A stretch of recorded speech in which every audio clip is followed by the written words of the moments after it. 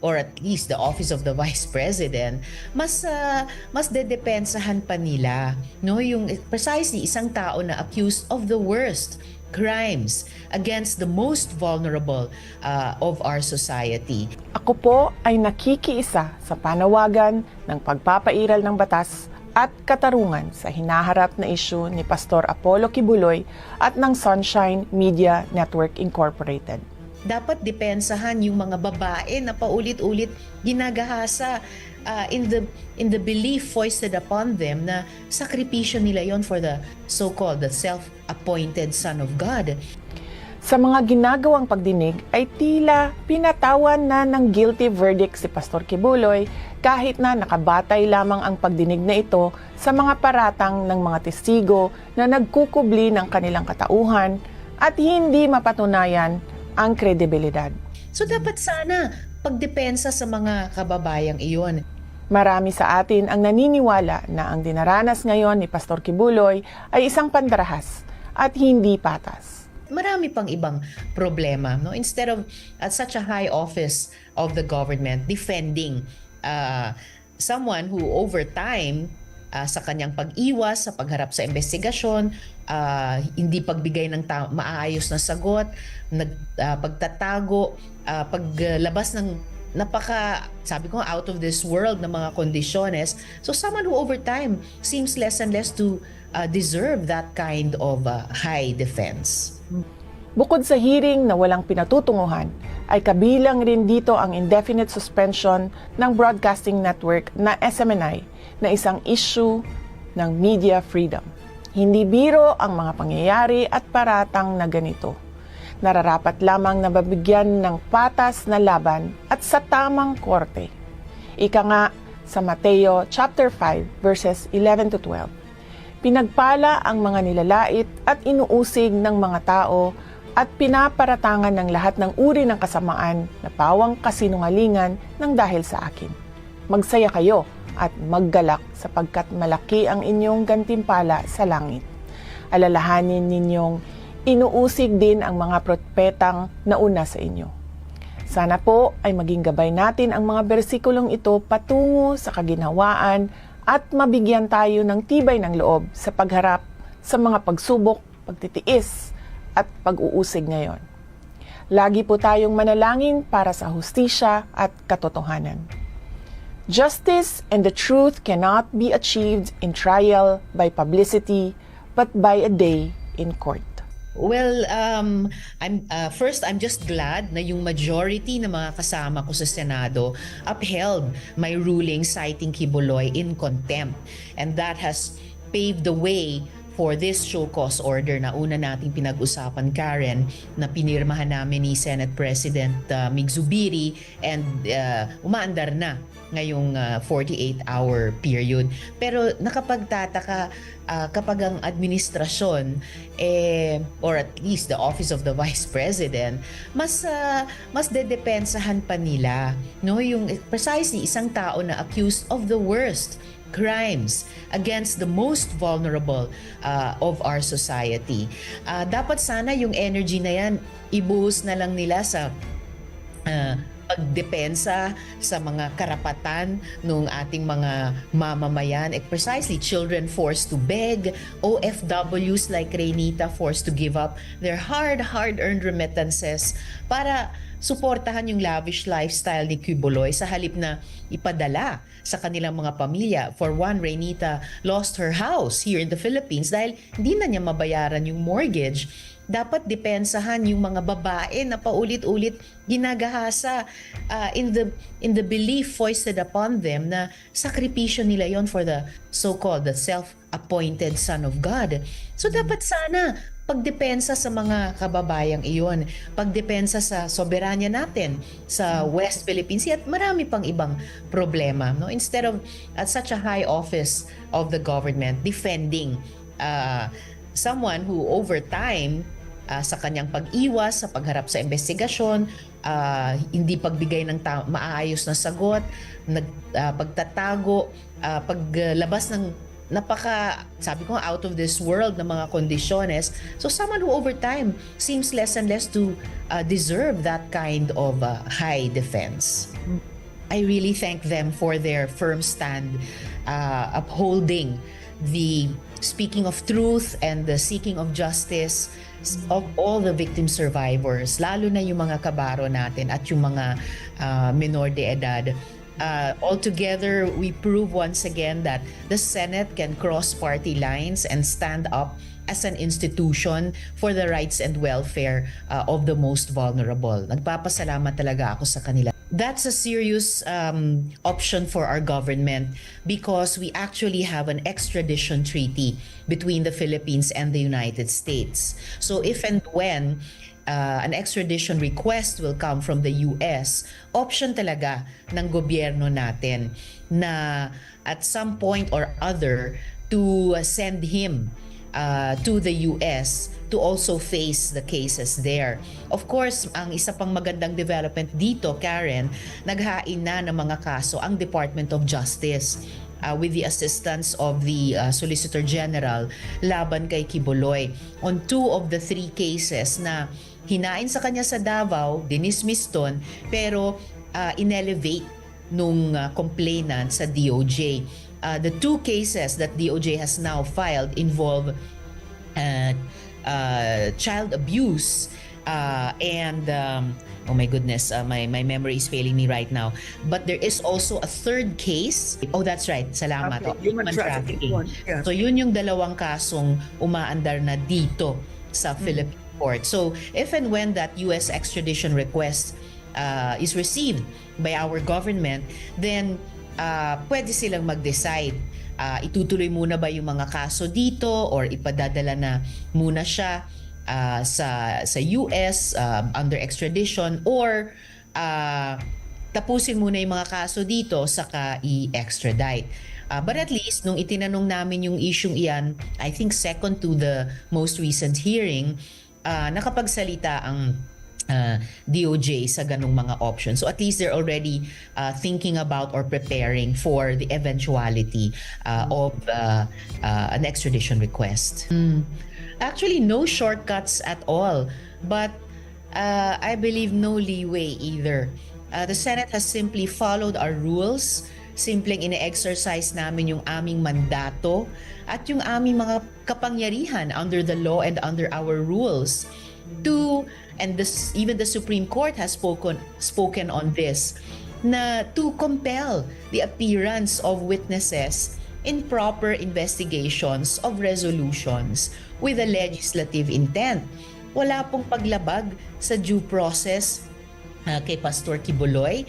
Wala pong pagpapaimportante ng Senado over other institutions or even branches of government. And again, the Supreme Court has spoken on that point. Actually, Quiboloy dug his own grave. Imagine, pinadala namin siya ng hindi nga isa lamang, 2 imbitasyon.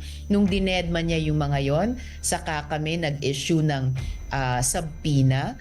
At nung dinedma pa niya yon, saka kami may show cause order kung ba't hindi siya dapat arestuhin. He has 2 full days to simply communicate to us a good enough reason why he should not be arrested. At ang daming ibang mga resource person, including officials of state and church, na humarap sa Senate hearings in aid of legislation. So, diba, hindi siya naiiba sa kahit sinong mamamayan ng Pilipinas. All of us who are accountable to our laws. Opo, hindi pa nga umaabot sa ganyan si Pastor, and at least in the case of those citizens, they actually attended at least 1 hearing. Si Quiboloy, hindi pa nga nag-a-attend kung ano-ano ng mga demands, kondisyones. Sabi ko nga, yung 17 conditions niya na lumabas sa kanilang mga social media platforms, daig pa ang 10 utos ng Diyos. Whereas citizens, countless citizens by now and counting, have simply respected the Senate, respected its processes, and made themselves available. Siya itong playing super hard to get talaga. And it has been in many cases in the past. And in fact, kahit habang tumatakbo pa ang hearing, there have been times, for example, in our Senate Committee on Women Investigation of POGO-related crimes against women and others, naglunsad na rin ng parallel investigations. Yung mga investigative and law enforcement agencies natin. And they have, even during the Senate hearings, already imposed disciplinary actions against those they found and proved to be guilty. Of course, in principle, in both. But the second effect, it's not for the Senate to establish his innocence or guilt in terms of those crimes or to impose a sentence. It's really on our courts. But the first purpose is squarely within our mandate. At nasabi ko na rin sa opening statement ko sa most recent hearing, there are emerging already at least 3 areas of legislation that our hearing will surely be able to address sa aming committee report sa findings and recommendations. Isa na doon yung sexual abuse within secretive religious organizations and issue of consent in faith-based dynamics. Matatanong kasi natin, merong bang meaningful consent kapag yung babae o yung menor de edad is isolated, is controlled in his or her physical and psychological situation, and then is placed in the position to sacrifice herself, her body even, to someone claiming to be the appointed son of God. So anong areas, anong amendments sa ating mga batas ang kakailanganin to protect still the rights and welfare of a woman or a person in that situation? Isa pang emerging area for corrective legislation, the inability of our labor laws to sufficiently address voluntary labor arrangements where there are no clear employee-employee relationships but clear violations of labor and occupational and safety health standards. We talked about Elias Rene, even SSS and DOLE not determine what category of worker he belonged to, or at least the office of the vice president. Mas dedepensahan pa nila, no, yung precisely isang tao na accused of the worst crimes against the most vulnerable of our society. Ako po ay nakikiisa sa panawagan ng pagpapairal ng batas at katarungan sa hinaharap na isyu ni Pastor Apollo Kibuloy at ng Sunshine Media Network Incorporated. Dapat depensahan yung mga babae na paulit-ulit ginagahasa in the belief foisted upon them na sakripisyo nila yon for the so-called the self-appointed Son of God. Sa mga ginagawang pagdinig ay tila pinatawan na ng guilty verdict si Pastor Kibuloy kahit na nakabatay lamang ang pagdinig na ito sa mga paratang ng mga testigo na nagkukubli ng kanilang katauhan at hindi mapatunayan ang kredibilidad. So dapat sana pagdepensa sa mga kababayang iyon. Marami sa atin ang naniniwala na ang dinaranas ngayon ni Pastor Kibuloy ay isang pandarahas at hindi patas. Marami pang ibang problema, no? Instead of at such a high office of the government defending someone who over time sa kanyang pag-iwas sa pagharap sa investigasyon, hindi pagbigay ng maayos na sagot, pagtatago, paglabas ng sabi ko, out of this world na mga kondisyones. So someone who over time seems less and less to deserve that kind of high defense. Bukod sa hearing na walang pinatutunguhan, ay kabilang rin dito ang indefinite suspension ng broadcasting network na SMNI na isang issue ng media freedom. Hindi biro ang mga pangyayari at paratang na ganito. Nararapat lamang na mabigyan ng patas na laban at sa tamang korte. Ika nga sa Mateo chapter 5 verses 11 to 12.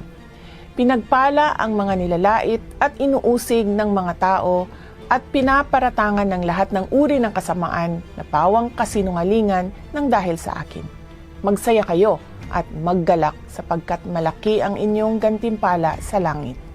Alalahanin ninyong inuusig din ang mga propetang nauna sa inyo. Sana po ay maging gabay natin ang mga bersikulong ito patungo sa kaginhawaan at mabigyan tayo ng tibay ng loob sa pagharap sa mga pagsubok, pagtitiis at pag-uusig ngayon. Lagi po tayong manalangin para sa hustisya at katotohanan. Justice and the truth cannot be achieved in trial by publicity, but by a day in court. Well, I'm just glad na yung majority ng mga kasama ko sa Senado upheld my ruling citing Kibuloy in contempt. And that has paved the way for this show cause order na una nating pinag-usapan, Karen, na pinirmahan namin ni Senate President Mig Zubiri, and umaandar na ngayong 48-hour period. Pero nakapagtataka kapag ang administrasyon or at least the Office of the Vice President mas dedepensahan pa nila, no, yung precisely isang tao na accused of the worst crimes against the most vulnerable of our society. Dapat sana yung energy na yan ibuhos na lang nila sa pagdepensa sa mga karapatan ng ating mga mamamayan, precisely children forced to beg, OFWs like Reynita forced to give up their hard-earned remittances para suportahan yung lavish lifestyle ni Kibuloy sa halip na ipadala sa kanilang mga pamilya. For one, Reynita lost her house here in the Philippines dahil hindi na niya mabayaran yung mortgage. Dapat depensahan yung mga babae na paulit-ulit ginagahasa in the belief foisted upon them na sakripisyo nila yon for the so-called the self-appointed Son of God. So dapat sana pagdepensa sa mga kababayang iyon, pagdepensa sa soberanya natin sa West Philippines at marami pang ibang problema, no? Instead of at such a high office of the government defending someone who over time sa kanyang pag-iwas sa pagharap sa investigasyon, hindi pagbigay ng maayos na sagot, pagtatago, paglabas ng sabi ko, out of this world na mga kondisyones. So someone who over time seems less and less to deserve that kind of high defense. I really thank them for their firm stand upholding the speaking of truth and the seeking of justice of all the victim survivors, lalo na yung mga kabaro natin at yung mga menor de edad. Altogether, we prove once again that the Senate can cross party lines and stand up as an institution for the rights and welfare of the most vulnerable. Nagpapasalamat talaga ako sa kanila. That's a serious option for our government because we actually have an extradition treaty between the Philippines and the United States. So if and when an extradition request will come from the US, option talaga ng gobyerno natin na at some point or other to send him to the US to also face the cases there. Of course, ang isa pang magandang development dito, Karen, naghain na ng mga kaso ang Department of Justice with the assistance of the Solicitor General laban kay Kibuloy on 2 of the 3 cases na hinain sa kanya sa Davao, dinismiss doon, pero inelevate nung complainant sa DOJ. The 2 cases that DOJ has now filed involve child abuse and oh my goodness, my memory is failing me right now. But there is also a 3rd case. Oh, that's right. Salamat. Human trafficking. Yeah. So yun yung dalawang kasong umaandar na dito sa Philippine court. So if and when that US extradition request is received by our government, then pwede silang mag-decide. Itutuloy muna ba yung mga kaso dito or ipadadala na muna siya sa US under extradition, or tapusin muna yung mga kaso dito saka i-extradite. But at least nung itinanong namin yung isyung iyan, I think second to the most recent hearing, nakapagsalita ang DOJ sa ganong mga options. So at least they're already thinking about or preparing for the eventuality of an extradition request. Actually, no shortcuts at all, but I believe no leeway either. The Senate has simply followed our rules, simpleng ine-exercise namin yung aming mandato at yung aming mga kapangyarihan under the law and under our rules and even the Supreme Court has spoken on this, na to compel the appearance of witnesses in proper investigations of resolutions with a legislative intent. Wala pong paglabag sa due process kay Pastor Kibuloy. Wala pong pagpapaimportante ng Senado over other institutions or even branches of government. And again, the Supreme Court has spoken on that point. Actually, Kibuloy dug his own grave. Imagine, pinadala namin siya ng hindi nga isa lamang, dalawang imbitasyon. Nung dinedma niya yung mga yon, saka kami nag-issue ng subpoena. At nung dinedma pa niya yon, saka kami may show cause order kung ba't hindi siya dapat arestuhin. He has 2 full days to simply communicate to us a good enough reason why he should not be arrested. At ang daming ibang mga resource person, including officials of state and church, na humarap sa Senate hearings in aid of legislation. So, diba, hindi siya naiiba sa kahit sinong mamamayan ng Pilipinas. All of us who are accountable to our laws. Opo, hindi pa nga umaabot sa ganyan si Pastor, and at least in the case of those citizens, they actually attended at least one hearing. Si Kibuloy, hindi pa nga nag-a-attend kung ano-ano ng mga demands, kondisyones. Sabi ko nga, yung 17 conditions niya na lumabas sa kanilang mga social media platforms, daig pa ang 10 utos ng Diyos. Whereas citizens, countless citizens by now and counting, have simply respected the Senate, respected its processes, and made themselves available. Siya itong playing super hard to get talaga. And it has been in many cases in the past. And in fact, kahit habang tumatakbo pa ang hearing, there have been times, for example, in our Senate Committee on Women Investigation of POGO-related crimes against women and others, naglunsad na rin ng parallel investigations yung mga investigative and law enforcement agencies natin. And they have, even during the Senate hearings, already impose disciplinary actions against those they found and proved to be guilty. Of course, in principle, in both. But the second effect, it's not for the Senate to establish his innocence or guilt in terms of those crimes or to impose a sentence. It's really on our courts. But the first purpose is squarely within our mandate. At nasabi ko na rin sa opening statement ko sa most recent hearing, there are emerging already at least 3 areas of legislation that our hearing will surely be able to address sa aming committee report sa findings and recommendations. Isa na doon yung sexual abuse within secretive religious organizations and issue of consent in faith-based dynamics. Matatanong kasi natin, merong bang meaningful consent kapag yung babae o yung menor de edad is isolated, is controlled in his or her physical and psychological situation, and then is placed in the position to sacrifice herself, her body even, to someone claiming to be the appointed Son of God. So anong areas, anong amendments sa ating mga batas ang kakailanganin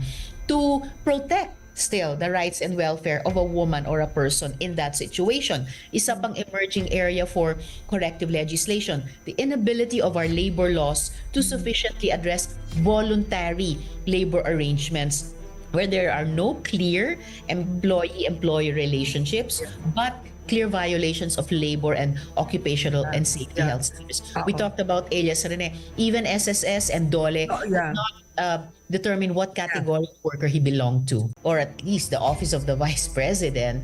Mas dedepensahan pa nila, no, yung precisely isang tao na accused of the worst crimes against the most vulnerable of our society. Ako po ay nakikiisa sa panawagan ng pagpapairal ng batas at katarungan sa hinaharap na isyu ni Pastor Apollo Kibuloy at ng Sunshine Media Network Incorporated. Dapat depensahan yung mga babae na paulit-ulit ginagahasa in the belief foisted upon them na sakripisyo nila yon for the so-called the self-appointed Son of God. Sa mga ginagawang pagdinig ay tila pinatawan na ng guilty verdict si Pastor Kibuloy kahit na nakabatay lamang ang pagdinig na ito sa mga paratang ng mga testigo na nagkukubli ng kanilang katauhan at hindi mapatunayan ang kredibilidad. So dapat sana pagdepensa sa mga kababayang iyon.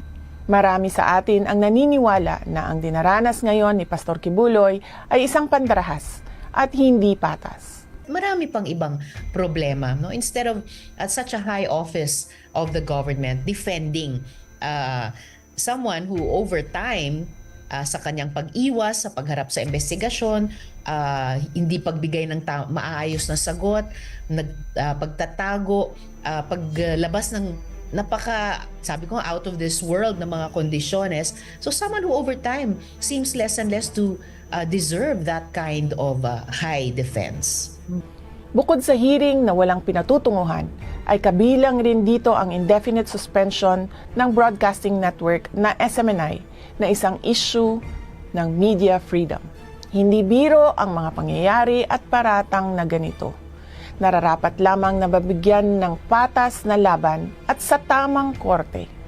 Ika nga sa Mateo chapter 5 verses 11 to 12. Pinagpala ang mga nilalait at inuusig ng mga tao at pinaparatangan ng lahat ng uri ng kasamaan na pawang kasinungalingan ng dahil sa akin. Magsaya kayo at maggalak sapagkat malaki ang inyong gantimpala sa langit. Alalahanin ninyong inuusig din ang mga propetang nauna sa inyo. Sana po ay maging gabay natin ang mga bersikulong ito patungo sa kaginhawaan at mabigyan tayo ng tibay ng loob sa pagharap sa mga pagsubok, pagtitiis, at pag-uusig ngayon. Lagi po tayong manalangin para sa hustisya at katotohanan. Justice and the truth cannot be achieved in trial by publicity, but by a day in court. Well, I'm just glad na yung majority ng mga kasama ko sa Senado upheld my ruling citing Kibuloy in contempt. And that has paved the way for this show cause order na una nating pinag-usapan, Karen, na pinirmahan namin ni Senate President Mig Zubiri and umaandar na ngayong 48-hour period. Pero nakapagtataka kapag ang administrasyon or at least the Office of the Vice President mas dedepensahan pa nila, no, yung precisely isang tao na accused of the worst crimes against the most vulnerable of our society. Dapat sana yung energy na yan ibuhos na lang nila sa pagdepensa sa mga karapatan ng ating mga mamamayan, precisely children forced to beg, OFWs like Reynita forced to give up their hard-earned remittances para suportahan yung lavish lifestyle ni Kibuloy sa halip na ipadala sa kanilang mga pamilya. For one, Reynita lost her house here in the Philippines dahil hindi na niya mabayaran yung mortgage. Dapat depensahan yung mga babae na paulit-ulit ginagahasa in the belief foisted upon them na sakripisyo nila yon for the so-called the self-appointed Son of God. So dapat sana pagdepensa sa mga kababayang iyon, pagdepensa sa soberanya natin sa West Philippines at marami pang ibang problema, no? Instead of at such a high office of the government defending someone who over time sa kanyang pag-iwas sa pagharap sa investigasyon, hindi pagbigay ng maayos na sagot, pagtatago, paglabas ng sabi ko, out of this world na mga kondisyones. So someone who over time seems less and less to deserve that kind of high defense. I really thank them for their firm stand upholding the speaking of truth and the seeking of justice of all the victim survivors, lalo na yung mga kabaro natin at yung mga menor de edad. Altogether, we prove once again that the Senate can cross party lines and stand up as an institution for the rights and welfare of the most vulnerable. Nagpapasalamat talaga ako sa kanila. That's a serious option for our government because we actually have an extradition treaty between the Philippines and the United States. So if and when an extradition request will come from the US, option talaga ng gobyerno natin na at some point or other to send him to the US to also face the cases there. Of course, ang isa pang magandang development dito, Karen, naghain na ng mga kaso ang Department of Justice with the assistance of the Solicitor General laban kay Quiboloy on 2 of the 3 cases na hinain sa kanya sa Davao, dinismiss doon, pero inelevate nung complainant sa DOJ. The 2 cases that DOJ has now filed involve child abuse and oh my goodness, my memory is failing me right now. But there is also a 3rd case. Oh, that's right. Salamat. Human trafficking. Yes. So yun yung dalawang kasong umaandar na dito sa Philippine court. So if and when that US extradition request is received by our government, then pwede silang mag-decide. Itutuloy muna ba yung mga kaso dito or ipadadala na muna siya sa US under extradition, or tapusin muna yung mga kaso dito saka i-extradite. But at least nung itinanong namin yung isyung iyan, I think second to the most recent hearing, nakapagsalita ang DOJ sa ganung mga options. So at least they're already thinking about or preparing for the eventuality of an extradition request. Actually, no shortcuts at all, but I believe no leeway either.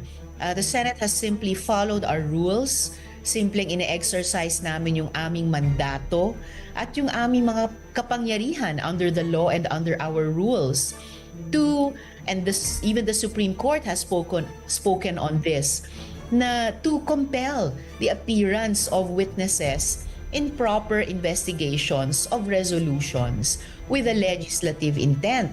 Wala pong paglabag sa due process kay Pastor Quiboloy. Wala pong pagpapa-importante ng Senado over other institutions or even branches of government. And again, the Supreme Court has spoken on that point. Actually, Quiboloy dug his own grave. Imagine, pinadala namin siya ng hindi nga isa lamang, 2 imbitasyon. Nung dinedma niya yung mga yon, saka kami nag-issue ng subpoena. At nung dinedma pa niya yon, saka kami may show cause order kung ba't hindi siya dapat arestuhin. He has 2 full days to simply communicate to us a good enough reason why he should not be arrested. At ang daming ibang mga resource person, including officials of state and church, na humarap sa Senate hearings in aid of legislation. So, di ba, hindi siya naiiba sa kahit sinong mamamayan ng Pilipinas. All of us who are accountable to our laws. Opo, hindi pa nga umaabot sa ganyan si Pastor, and at least in the case of those citizens, they actually attended at least 1 hearing. Si Quiboloy, hindi pa nga nag-a-attend kung ano-ano ng mga demands, kondisyones. Sabi ko nga, yung 17 conditions niya na lumabas sa kanilang mga social media platforms, daig pa ang 10 utos ng Diyos. Whereas citizens, countless citizens by now and counting, have simply respected the Senate, respected its processes, and made themselves available. Siya itong playing super hard to get talaga. And it has been in many cases in the past. And in fact, kahit habang tumatakbo pa ang hearing, there have been times, for example, in our Senate Committee on Women Investigation of POGO-related crimes against women and others, naglunsad na rin ng parallel investigations, yung mga investigative and law enforcement agencies natin. And they have, even during the Senate hearings, already impose disciplinary actions against those they found and proved to be guilty. Of course, in principle, in both. But the second effect, it's not for the Senate to establish his innocence or guilt in terms of those crimes or to impose a sentence. It's really on our courts.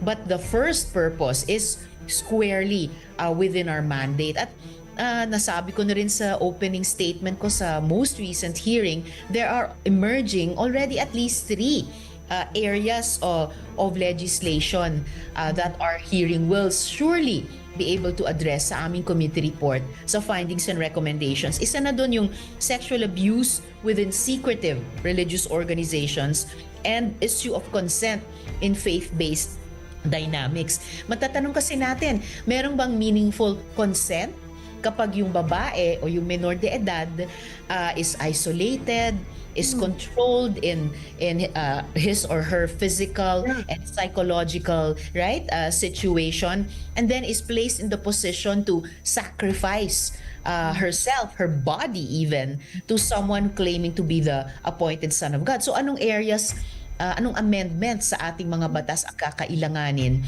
to protect still the rights and welfare of a woman or a person in that situation? Isa pang emerging area for corrective legislation, the inability of our labor laws to sufficiently address voluntary labor arrangements where there are no clear employee-employee relationships but clear violations of labor and occupational and safety health standards. We talked about Elias Rene, even SSS and DOLE not determine what category of worker he belonged to, or at least the office of the vice president. Mas dedepensahan pa nila, no, yung precisely isang tao na accused of the worst crimes against the most vulnerable of our society. Ako po ay nakikiisa sa panawagan ng pagpapairal ng batas at katarungan sa hinaharap na isyu ni Pastor Apollo Kibuloy at ng Sunshine Media Network Incorporated. Dapat depensahan yung mga babae na paulit-ulit ginagahasa in the belief foisted upon them na sakripisyo nila yon for the so-called the self-appointed Son of God.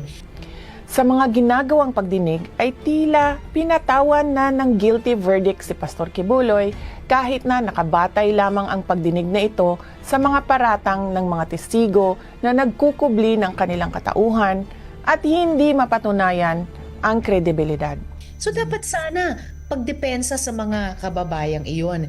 Marami sa atin ang naniniwala na ang dinaranas ngayon ni Pastor Kibuloy ay isang pandarahas at hindi patas. Marami pang ibang problema, no? Instead of at such a high office of the government defending someone who over time sa kanyang pag-iwas sa pagharap sa investigasyon, hindi pagbigay ng maayos na sagot, pagtatago, paglabas ng sabi ko, out of this world na mga kondisyones. So someone who over time seems less and less to deserve that kind of high defense.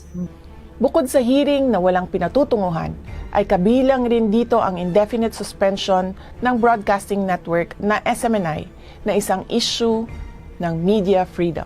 Hindi biro ang mga pangyayari at paratang na ganito. Nararapat lamang na mabigyan ng patas na laban at sa tamang korte.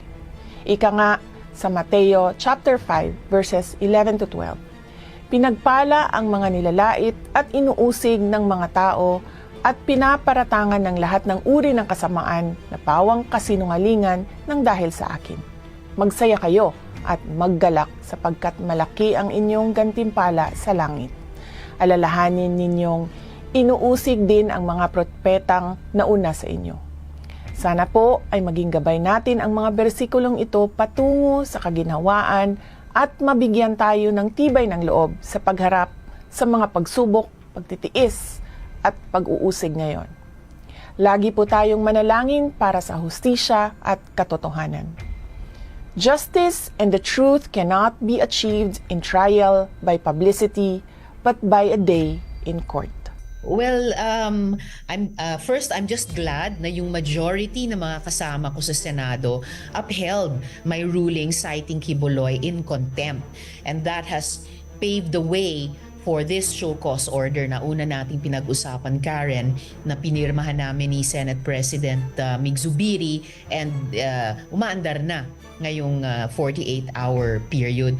Pero nakapagtataka kapag ang administrasyon or at least the Office of the Vice President mas dedepensahan pa nila, no, yung precisely isang tao na accused of the worst crimes against the most vulnerable of our society.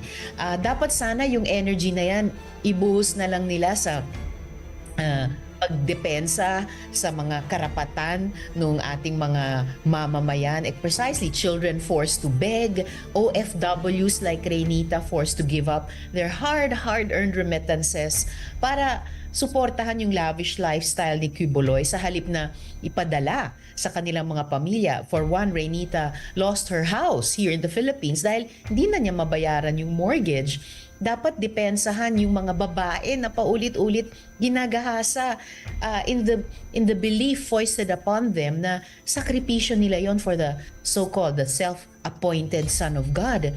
So dapat sana pagdepensa sa mga kababayang iyon, pagdepensa sa soberanya natin sa West Philippines Sea at marami pang ibang problema, no? Instead of at such a high office of the government defending someone who over time sa kanyang pag-iwas sa pagharap sa investigasyon, hindi pagbigay ng maayos na sagot, pagtatago, paglabas ng sabi ko, out of this world na mga kondisyones. So someone who over time seems less and less to deserve that kind of high defense.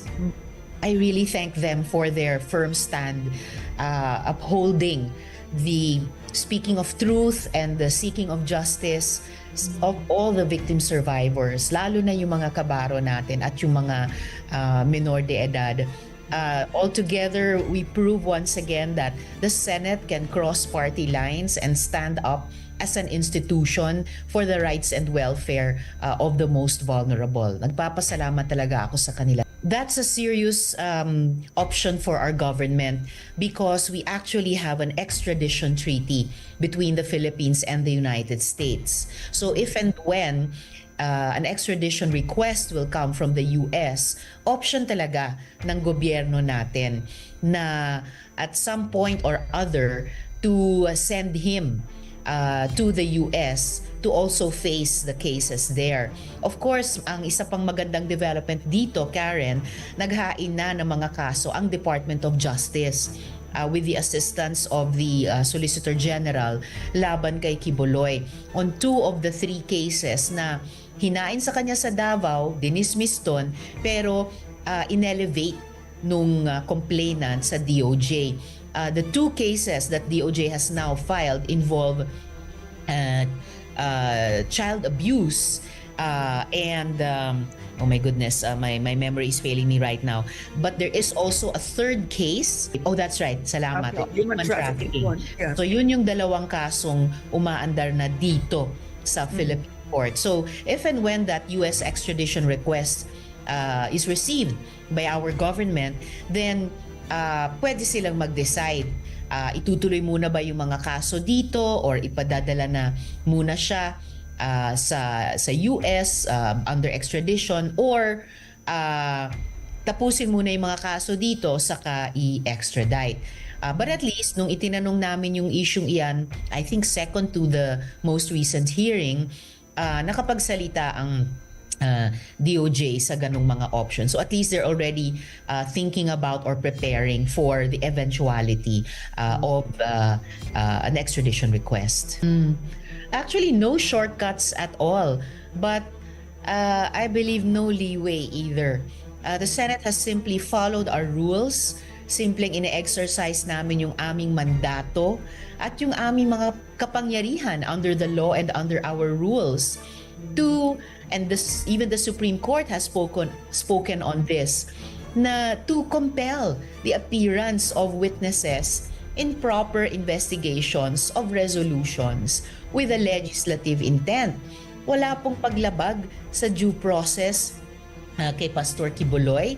Wala pong pagpapaimportante ng Senado over other institutions or even branches of government. And again, the Supreme Court has spoken on that point. Actually, Kibuloy dug his own grave. Imagine, pinadala namin siya ng hindi nga isa lamang, 2 imbitasyon.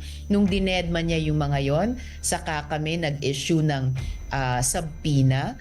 At nung dinedma pa niya yon, saka kami may show cause order kung ba't hindi siya dapat arestuhin. He has 2 full days to simply communicate to us a good enough reason why he should not be arrested. At ang daming ibang mga resource person, including officials of state and church, na humarap sa Senate hearings in aid of legislation. So, di ba? Hindi siya naiiba sa kahit sinong mamamayan ng Pilipinas. All of us who are accountable to our laws. Opo, hindi pa nga umaabot sa ganyan si Pastor. And at least in the case of those citizens, they actually attended at least 1 hearing. Si Kibuloy, hindi pa nga nag-a-attend kung ano-ano ng mga demands, kondisyones. Sabi ko nga, yung 17 conditions niya na lumabas sa kanilang mga social media platforms, daig pa ang 10 utos ng Diyos. Whereas citizens, countless citizens by now and counting, have simply respected the Senate, respected its processes, and made themselves available. Siya itong playing super hard to get talaga. And it has been in many cases in the past. And in fact, kahit habang tumatakbo pa ang hearing, there have been times, for example, in our Senate Committee on Women Investigation of POGO-related crimes against women and others, naglunsad na rin ng parallel investigations yung mga investigative and law enforcement agencies natin. And they have, even during the Senate hearings, already impose disciplinary actions against those they found and proved to be guilty. Of course, in principle, in both. But the second effect, it's not for the Senate to establish his innocence or guilt in terms of those crimes or to impose a sentence. It's really on our courts. But the first purpose is squarely within our mandate. At nasabi ko na rin sa opening statement ko sa most recent hearing, there are emerging already at least 3 areas of legislation that our hearing will surely be able to address sa aming committee report sa findings and recommendations. Isa na doon yung sexual abuse within secretive religious organizations and issue of consent in faith-based dynamics. Matatanong kasi natin, merong bang meaningful consent kapag yung babae o yung menor de edad is isolated, is controlled in his or her physical and psychological situation, and then is placed in the position to sacrifice herself, her body even, to someone claiming to be the appointed Son of God. So anong areas, anong amendments sa ating mga batas ang kakailanganin to protect still the rights and welfare of a woman or a person in that situation? Isa pang emerging area for corrective legislation, the inability of our labor laws to sufficiently address voluntary labor arrangements where there are no clear employee-employee relationships but clear violations of labor and occupational and safety health standards. We talked about alias Rene, even SSS and DOLE could not determine what category of worker he belonged to.